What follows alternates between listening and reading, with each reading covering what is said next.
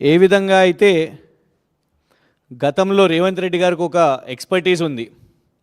గుర్తుంటే వారి సొంత నాయకులు ఉత్తమ్ కుమార్ రెడ్డి గారి మీద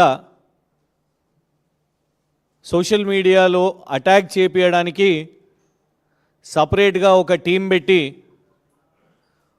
ఉత్తమ్ కుమార్ రెడ్డి గారిని సోషల్ మీడియాలో ఇష్టం వచ్చినట్టు తిట్టిపిస్తూ దుష్ప్రచారాలు చేసిర్రో అదే బుద్ధిని ఇవాళ ముఖ్యమంత్రి కార్యాలయం నుంచి అదే తరహాలో నడిపిస్తున్నారు.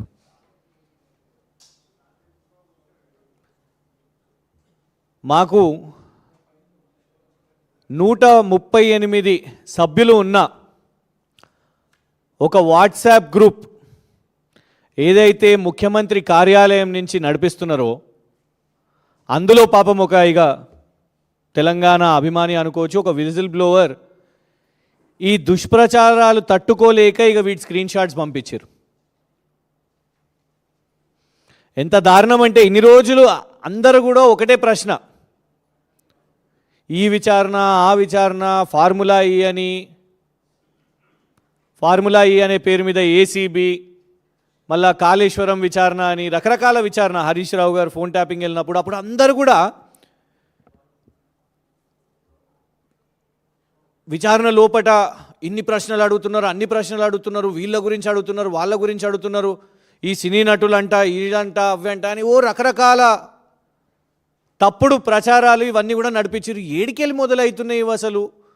ఇవాళ వరకు ఒక్క సిట్ ఆఫీసర్ కానివ్వండి, లేకపోతే అసలు మొత్తం ఈ 2 సంవత్సరాల్లో ఒక్క పోలీస్ అధికారి వచ్చి అఫీషియల్గా విచారణ ఇది జరిగింది అని ఎవ్వరు కూడా ఏనాడు చెప్పలే. మరి ఏడికెళ్ళి జడ్జులు, సినీ నటులు, ఇవి అవి రకరకాల పేర్లు ఏడికెళ్ళి వస్తున్నాయి ఇవన్నీ అని ప్రశ్నించినప్పుడు రీసెంట్గా తెలిసిన అసలు మాఫియా ఏంటిది అంటే ముఖ్యమంత్రి కార్యాలయం నుంచే ఇవన్నిటిని కూడా తయారు చేసి పంపిస్తున్నారు అని స్పష్టంగా కనబడ్డది. Telangana rising top communications WhatsApp group యొక్క స్క్రీన్ షాట్ ఇది. Telangana rising top communications group, ఈ గ్రూప్ యొక్క అడ్మిన్లు నేరుగా ముఖ్యమంత్రి గారి పిఆర్ఓ అన్వేష్, ముఖ్యమంత్రి గారి మీడియా కమ్యూనికేషన్స్ యొక్క డైరెక్టర్ శ్రీరామ్ కర్రీ, మరియు ఇందులో ఇంకొందరు అడ్మిన్స్గా వీళ్ళను వాళ్ళ సోషల్ మీడియా చైర్మన్ మరియు టీఎస్టీఎస్ చైర్మన్ కూడా ఆయనే సతీష్ మన్నే,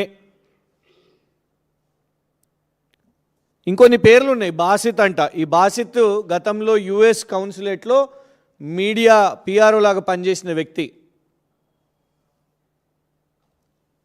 ఇక ఎవరో రాజాకులనంట, ఆ రాజాకుల అనే వ్యక్తి ఇవి పోస్ట్ చేస్తాడు.